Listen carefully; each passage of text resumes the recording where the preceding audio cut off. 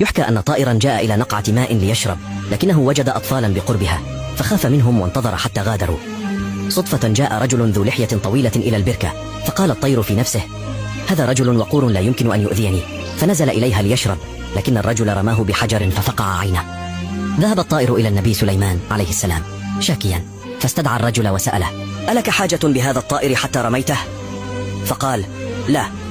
عندها أصدر النبي سليمان عليه السلام حكمه بأن تفقع عين الرجل، غير أن الطائر اعترض قائلا: يا نبي الله، ليست عينه من غرر بي، بل لحيته هي من خدعتني، لذا أطالب بحلقها عقوبة له حتى لا يخدع بها أحدا غيري.